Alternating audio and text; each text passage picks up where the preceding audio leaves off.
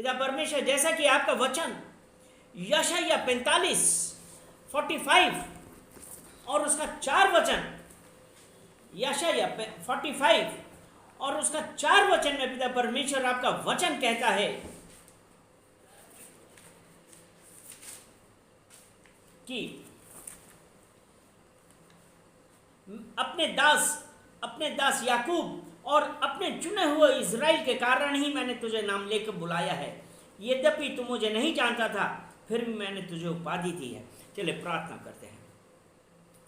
धन्यवाद धन्यवाद धन्यवाद पिता परमेश्वर, हम आपका धन्यवाद करते हैं कि पिता परमेश्वर जो आज जब वचन दिया आपने कि पिता परमेश्वर जब हम आपको नहीं जानते थे, पिता परमेश्वर आपने हमें नाम लेकर बुलाया है। पिता परमेश्वर उसके लिए हम आपका धन्यवाद करते हैं। आपने हमें उपाधि दी है। पिता परमेश्वर हम आपका धन्यवाद करते हैं। पिता परमेश्वर हर देखने वाले, हर सुनने वाले को पिता परमेश्वर हम आपको कमिट करते हैं, क्योंकि पिता परमेश्वर आपने हमको बुलाया है, हमको उपाधि दी है, उसके लिए हम धन्यवाद करते हैं पिता परमेश्वर।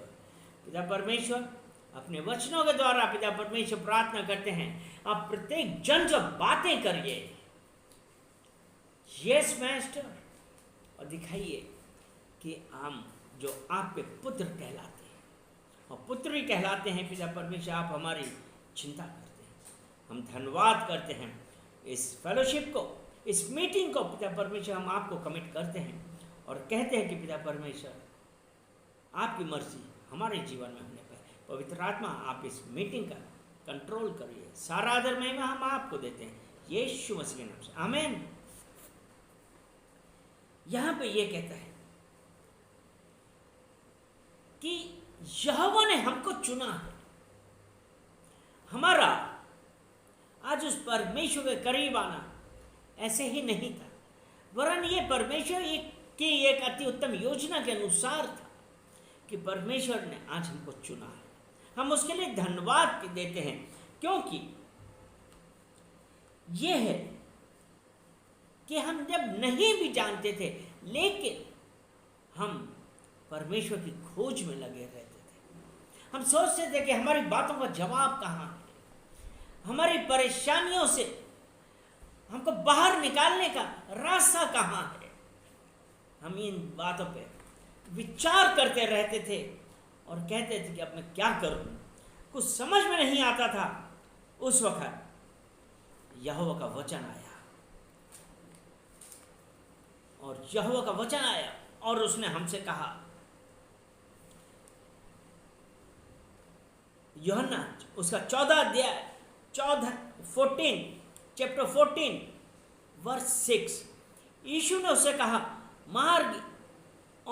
मार्ग सत्य और जीवन मैं ही हूं, बिना मेरे द्वारा कोई पिता के पास नहीं पहुंच सकता। यीशु मसीह ने क्या कहा कि मार्ग सत्य और जीवन मैं हूं। जब हम आज अपनी प्रॉब्लम्स से बचने के लिए, अपना प्रॉब्लम्स को सॉल्व करने के लिए रास्ता देख रहे थे, हम परेशानियों में फंस गए थे, समझ में नहीं आ रहा था, हम इधर उधर घूम रहे थे, यहाँ वहाँ जा रहे थे, तब यहोवा का वचन आया कि मार्ग सत्य और जीवन मैं ही हूँ। आज हम उस परमेश्वर का धन्यवाद करते हैं कि जिसने कहा मार्ग सत्य और जीवन मैं हूं। आज हम जब उस परमेश्वर के ऊपर विश्वास करें और उसके अनुसार चलें, तो उसने कहा रास्ता दिखाने वाला मैं हूं। आज चलिए उस परमेश्वर का हम धन्यवाद करते हैं और कहते हैं कि परमेश्वर आपकी मर्जी हमारे जीवन में होने पाए। हालेलुया। जब उस परमेश्वर के साथ आज हम में से कितने हैं, आज हम में से कितने हैं उस परमेश्वर के ऊपर पूरा निर्भर हो रहे हैं। जब आज परमेश्वर के पास आए तो उसने कहा मत डर, मैंने तुझे छुड़ा लिया है, मैंने तुम्हारा नाम लेकर बुलाया है। आज वही परमेश्वर एक बार फिर हम लोगों से कह रहा है, do not fear, I have called you by your name. वो परमेश्वर जा अब आज जब हम हमारे नाम से बुला रहा है, विश्वास करिए, you have already received your answer. आपको आपकी प्रॉब्लम्स का जवाब मिल गया है। हालेलुया। क्योंकि परमेश्वर ने बोले, परमेश्वर ने मुझे मेरा नाम लेकर बुलाया, परमेश्वर ने मुझे मेरा नाम लेकर बुलाया है, वो मुझे रास्ता दिखाएगा। वो मुझे रास्ता दिखाएगा। क्योंकि भजन से यशाया 49 और उसका 15 वचन में हम देखते हैं। देखिए, उसमें लिखा है, क्या यह हो सकता है कि कोई माता अपने दूध मुहे बच्चे को भूल जाए, या कोई अपने ही गर्भ से जन्मे पुत्र पर दया ना करे, चाहे ये भूल जाए तो भूल जाए।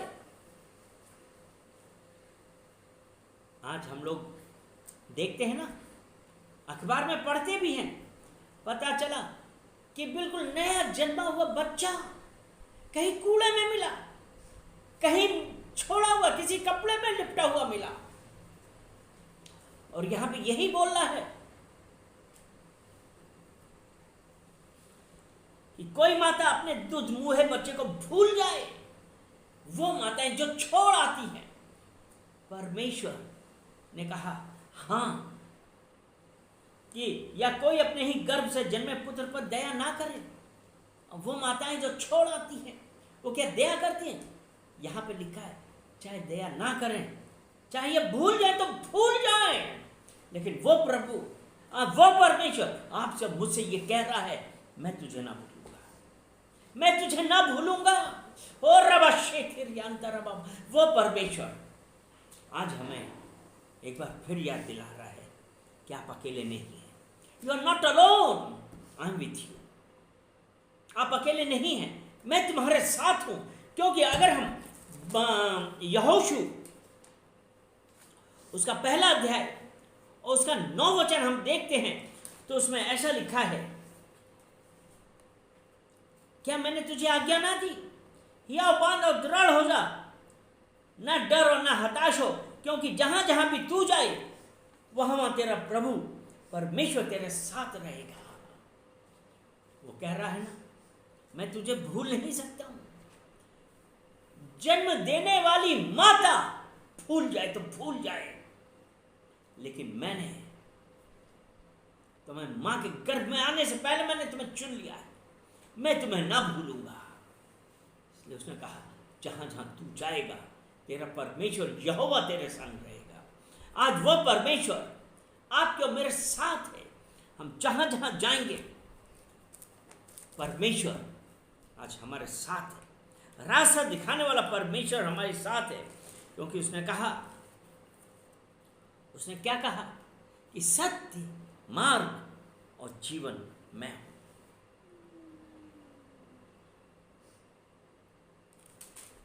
जब उस परमेश्वर का, आज जब हम उस परमेश्वर के पास आते हैं और उसके ऊपर विश्वास करते हैं और जो उसने कहा है उसके अनुसार चलते हैं, उसने कहा, do not fear, do not fear, भय ना खा, मैं तुम्हारे साथ हूं। आज हम लोगों में से कितने हैं, आज हम लोगों में से कितने हैं उस परमेश्वर के ऊपर पूरे तरीके से विश्वास करते हैं? क्योंकि मलाकी उसका 3 अध्याय और उसका 6 वचन, मलाकी 3 और उसका 6 वचन, अगर उसने कहा ना, मैं तुझे नहीं भूलूंगा, तू मेरे साथ है, मलाकी 3 उसका 6 वचन कहता है, क्योंकि मैं यहोवा बदलता नहीं, इसलिए हे याकूब के संतान तुम नाश नहीं।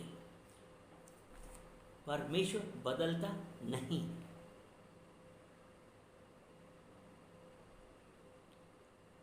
वो परमेश्वर आज आपसे और मुझसे बार बार एक ही बात कह रहा है, do not fear, I am with you. भय ना खा, मैं तेरे साथ हूं। हमारे लिए आज जरूरी बात इस बात की हो गई है कि हम पूरे मन से, उस परमेश्वर की ओर ध्यान लगाएं। क्या आज हम तैयार हैं? क्या हम तैयार हैं? एक्ट्स, प्रेरितों के कार्य,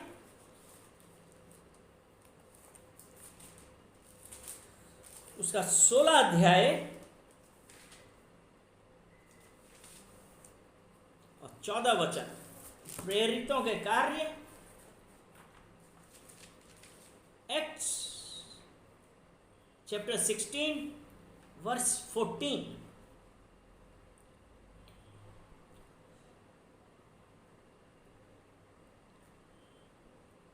ऐसा कहता है, और लूदिया नाम थुआतीरा नगर की एक स्त्री सुन रही थी, यानी कि वो परमेश्वर का वचन सुन रही थी। पौलुस था ना, तो ये लिखे, और लूदिया नाम थुआतीरा नगर की एक स्त्री सुन रही थी, वह बैजनी वस्त्र बेचने वाली और परमेश्वर की भक्त थी। वो क्या थी?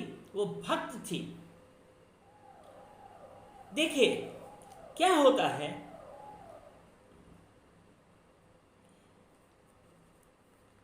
कि भक्त बहुत है, और यहां पे जब हम सच्चे मन से उस परमेश्वर के बातें सुनते हैं, उसके वचन सुनते हैं,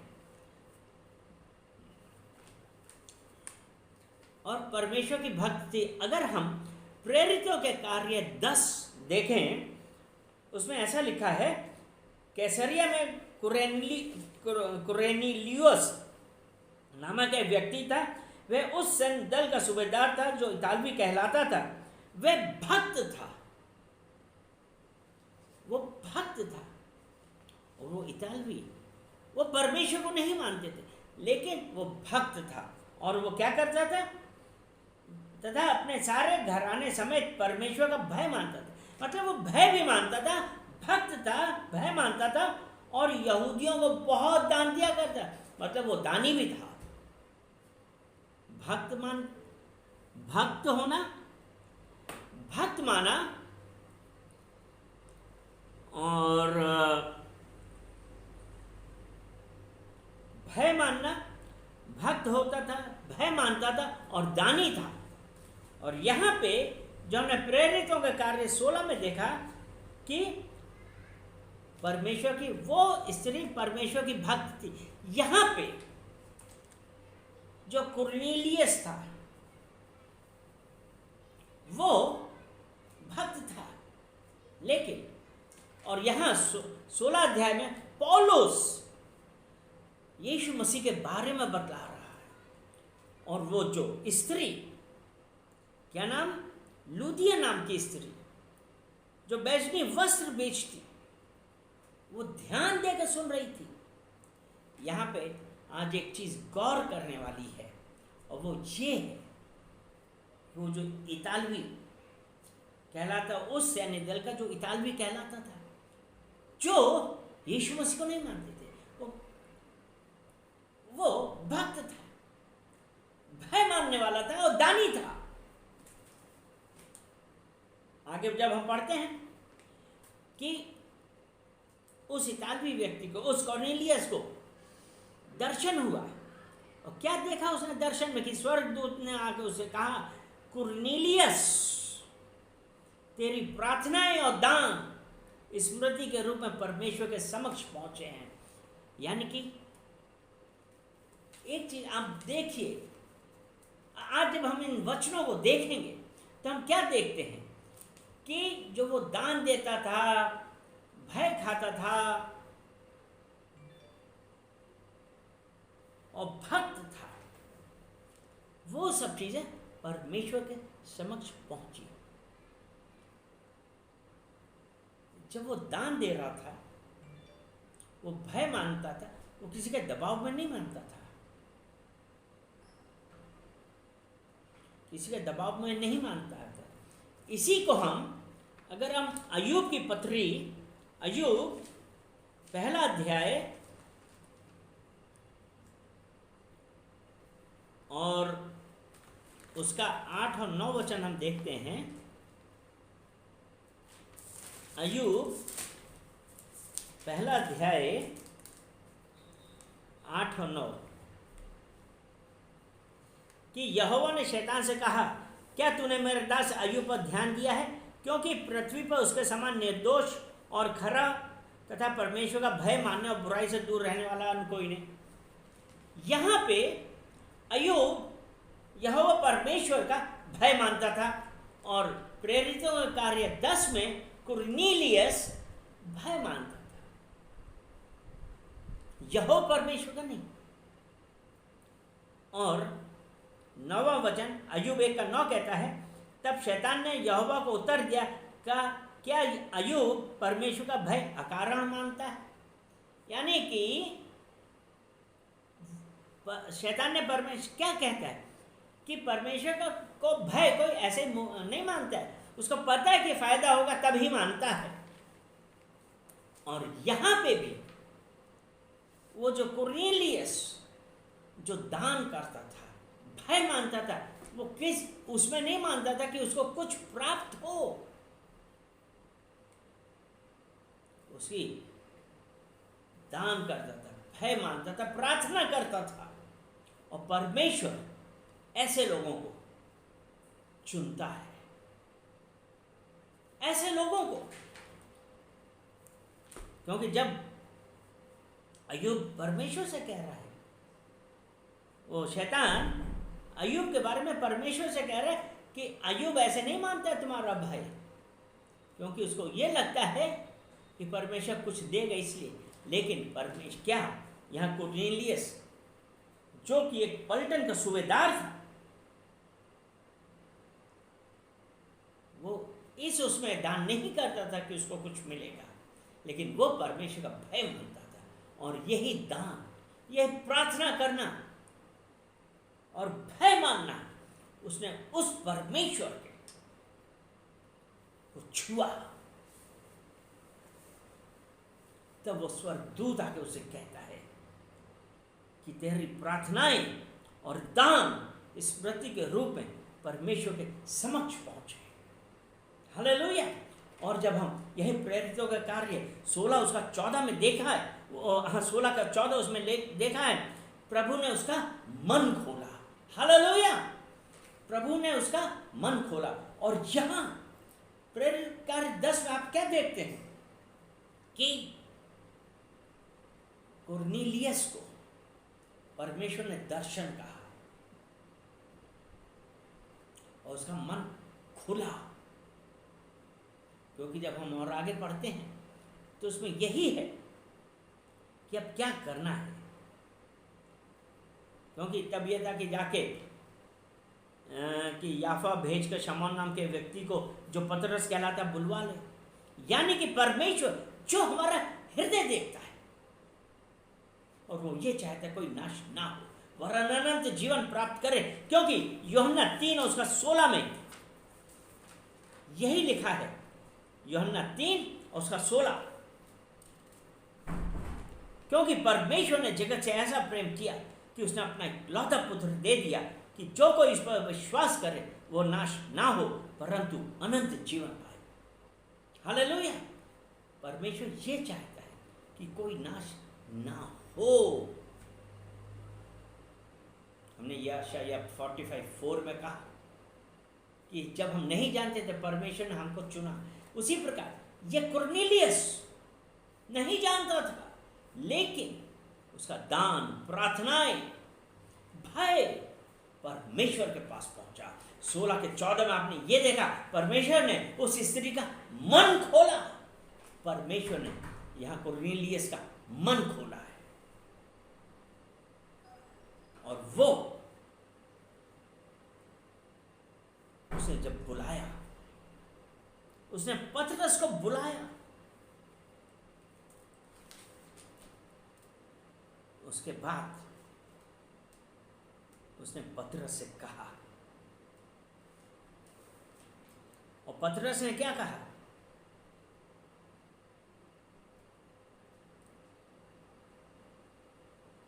क्योंकि अगर इसी प्रेरित का 10 उसका 19 देखें, जब वो उसके लोग आके पतरस को, और पतरस को भी परमेश्वर ने दर्शन दिया था और उसका 10 का 20 पढ़ते हैं। अब उठ और नीचे जाओ, निसंकोच उनके साथ चला जा, क्योंकि स्वयं मैंने ही उन्हें भेजा है। अर्थात परमेश्वर ने किसके लिए?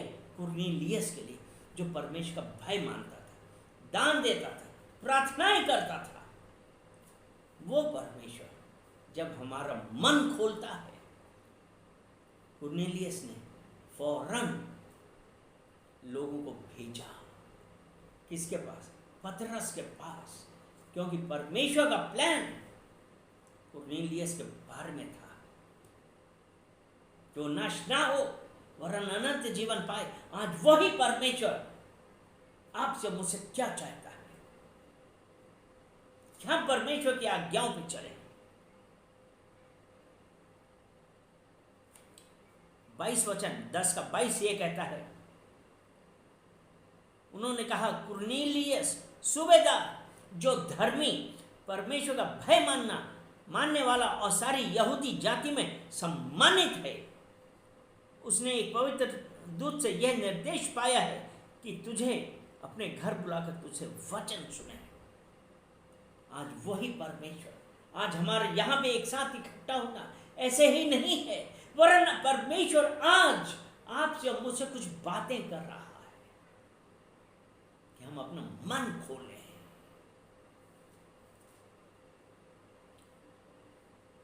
कि तुझे अपने घर बुलाकर तुझसे वचन सुने, तुझसे वचन सुने। 16 उसके 14 में प्रभु ने उसका मन खोला, कुरनेलियस का मन खोला। मेरे प्रियो, अपना मन खोलिए, परमेश्वर यीशु को ग्रहण कीजिए, उसकी बातें सुनिए कि वो यहोवा आज आपसे और मुझसे क्या बात कर रहा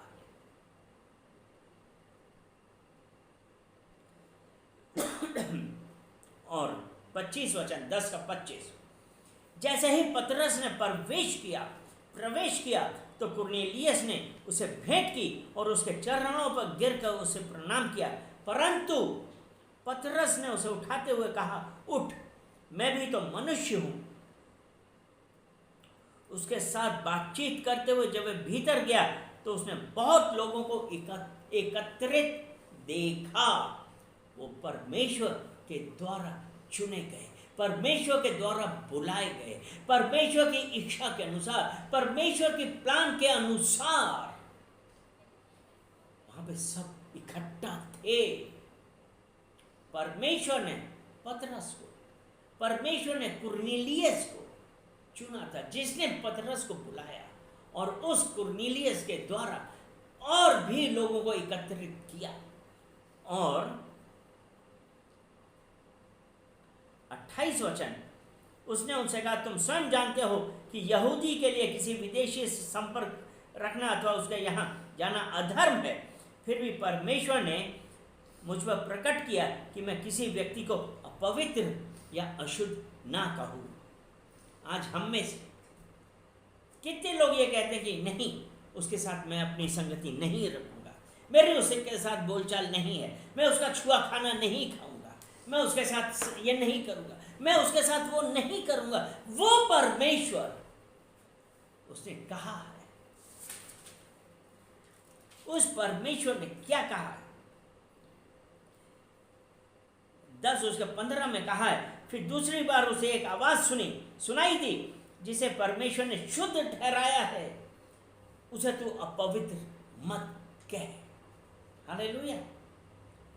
परमेश्वर ने मनुष्य की रचना अपने स्वरूप और समानता में कर,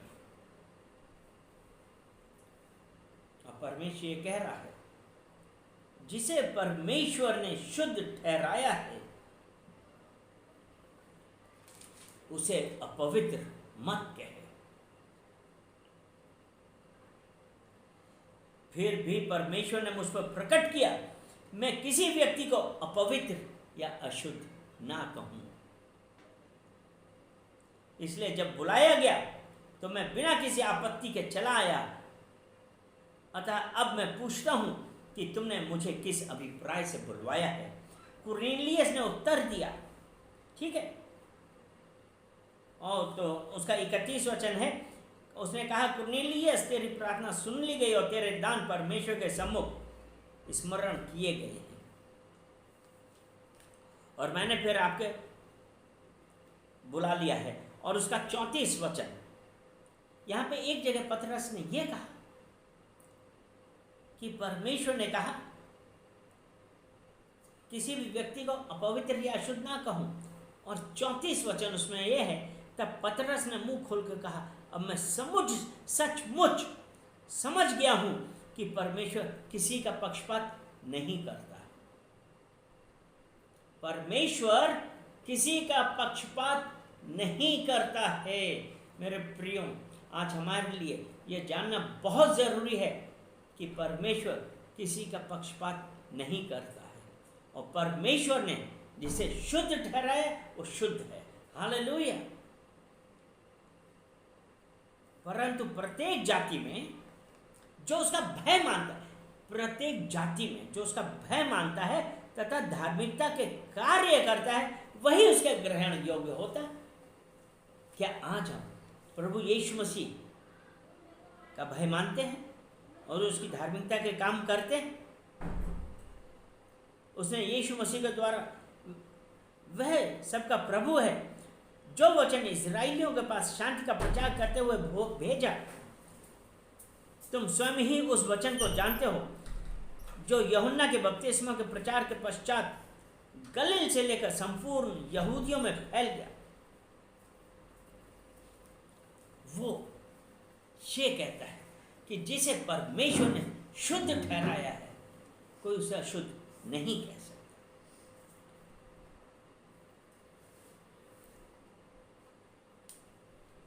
और फिर तब यीशु नासरी को जानते हो कि परमेश्वर ने उसे किस प्रकार पवित्र आत्मा और सामर्थ्य से अभिषिक्त किया है, और वह किस प्रकार भलाई करता और उन सब को जो दुष्टात्मा द्वारा सताए हुए थे चंगा करता फिरा, क्योंकि परमेश्वर उसके साथ है। हालेलुया। और वही परमेश्वर आज हमारे भी साथ है। हमारे लिए सिर्फ उसकी आज्ञाओं के अनुसार चलना, उसके नियमों के अनुसार चलना, उसकी धार्मिकता में चलना, वो परमेश्वर यहोवा आज आपके और मेरे साथ है। इसीलिए उसने कहा है, जो कुछ भी मत्ती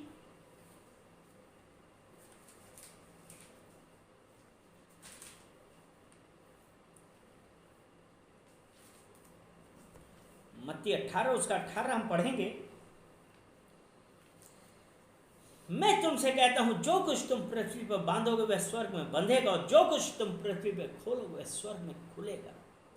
यहोवा आज आपके और मेरे साथ है, और उसने हमें अधिकार दिया है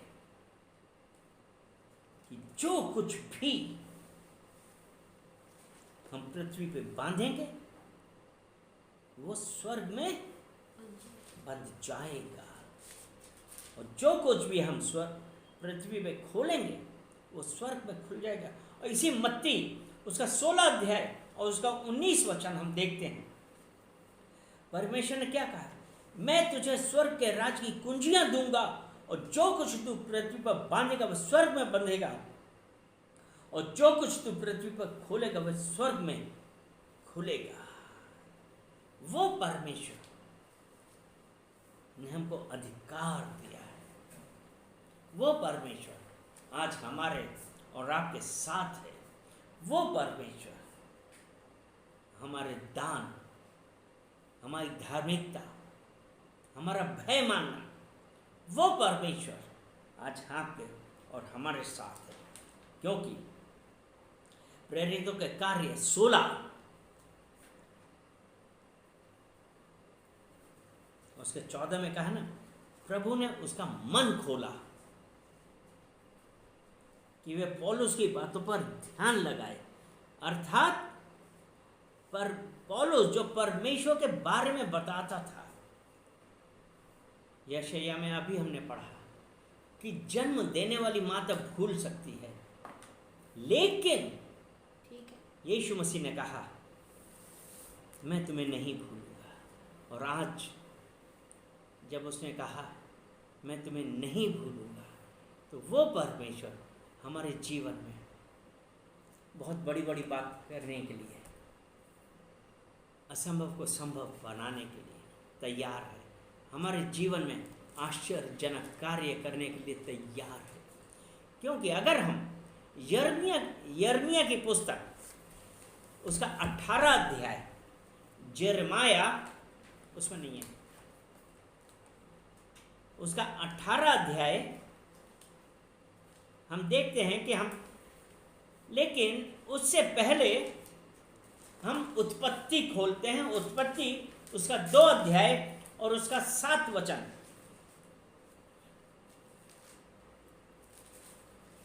उत्पत्ति 2 उसका 7 वचन कहता है, तब यहोवा परमेश्वर ने आदम को भूमि की मिट्टी से रचा।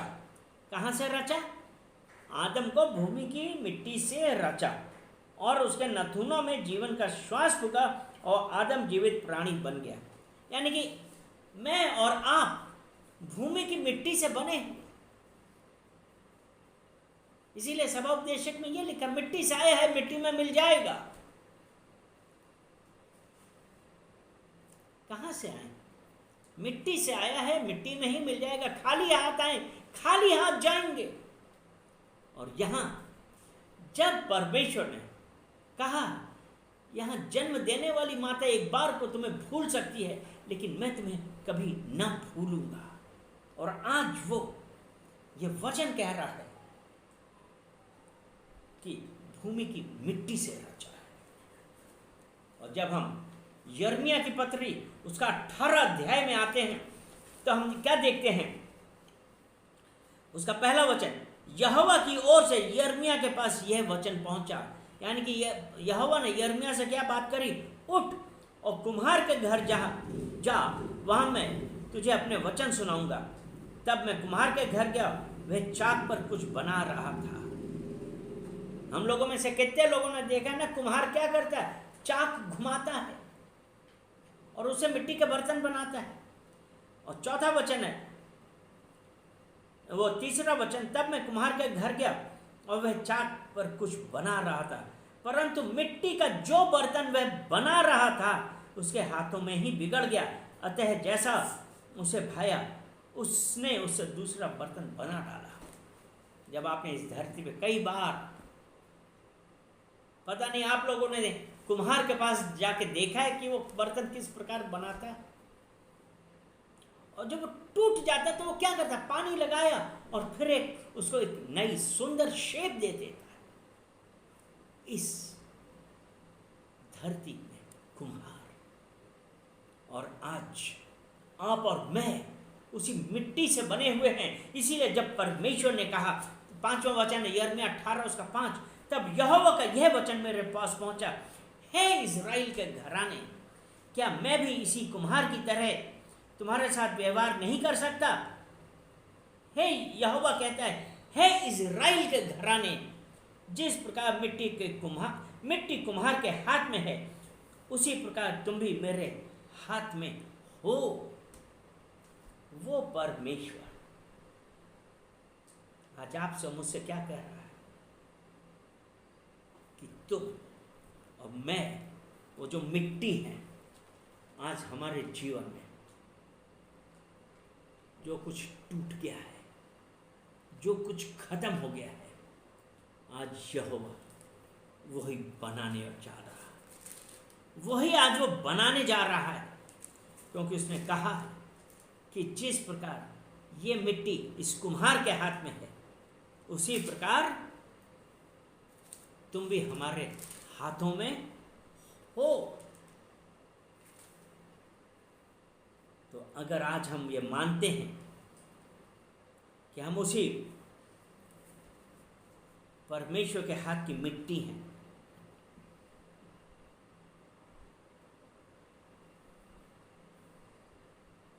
तो वो मिट्टी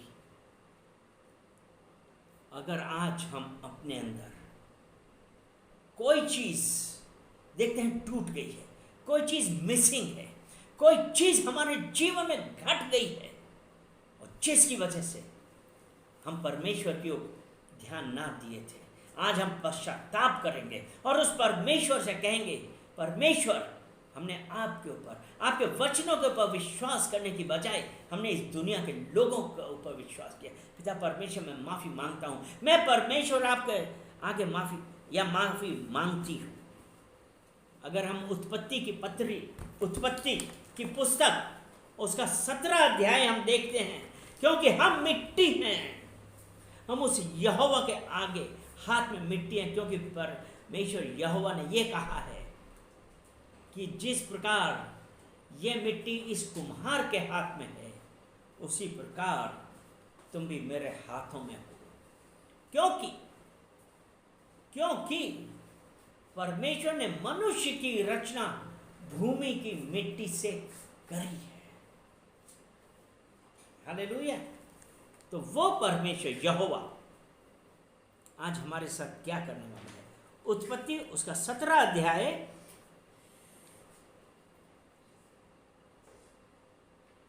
और 17 अध्याय और हम उसका वचन पढ़ेंगे। 16 वचन, 16, 17, 18 पढ़ेंगे। 17 अध्याय और उसका 16, और मैं उसे आशीष, अच्छा 15 से हम पढ़ते हैं। फिर यहोवा ने इब्राहिम से कहा, तू अपनी पत्नी सारे कहकर ना पुकारना, वरन उसका नाम सारा होगा। 16 वचन, और मैं उसे आशीष दूंगा और निश्चय तुझे उसके द्वारा एक पुत्र दूंगा, और मैं उसे आशीष दूंगा और वह जाति जाति की जननी होगी, और उसे राज्य राज्य के राजा उत्पन्न होंगे। 17 वचन, जरा गौर कीजिएगा इस 17 वचन में। तब इब्राहिम मुंह के बल गिरकर हंसा। क्या? इब्राहिम मुंह के बल गिरकर हंसा और मन में सोचने लगा, क्या 100 वर्ष के वृद्ध पुरुष के संतान हो सकती है? और क्या सारा जो 90 वर्ष की है पुत्र उत्पन्न कर सकेगी?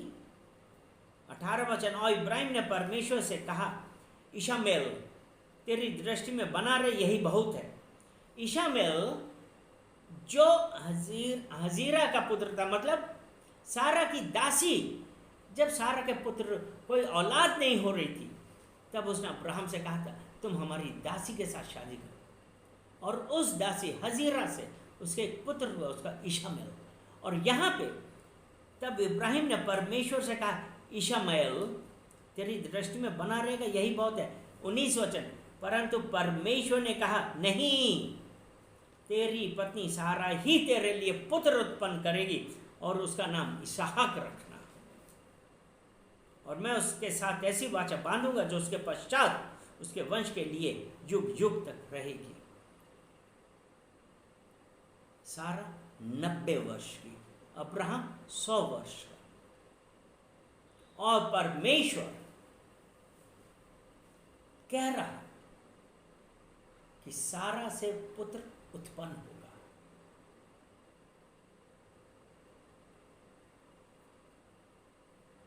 नब्बे साल की औरत, क्या अगर हम एक नॉर्मल दृष्टि में देखें, क्या वो पुत्र उत्पन्न करने लायक है? नहीं। लेकिन मलाकी उसका 3 अध्याय उसका 6 वचन, क्योंकि मैं यहोवा बदलता नहीं हूं,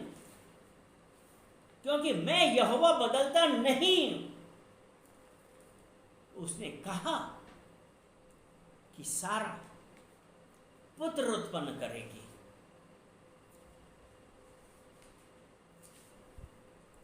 और यहां पे उसने यही किया। इशामेल के विषय में भी मैंने तेरी प्रार्थना सुनी। ठीक है, ये पर 21 वचन है, उत्पत्ति 17 उसका 21 है, परंतु इसहाक ही के साथ मैं अपनी वाचा बांधूंगा और सारा से अगले वर्ष के इसी नियुक्त समय में उत्पन्न होगा।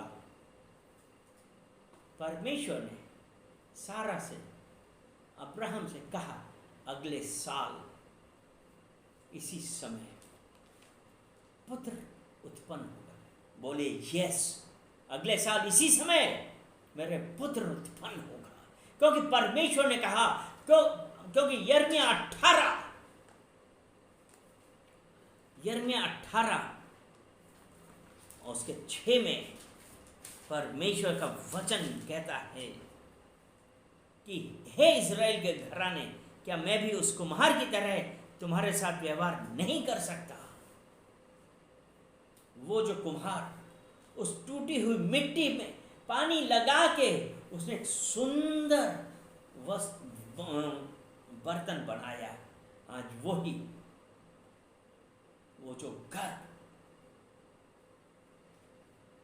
रुक गया है, परमेश्वर आज उसको नया कर रहा है।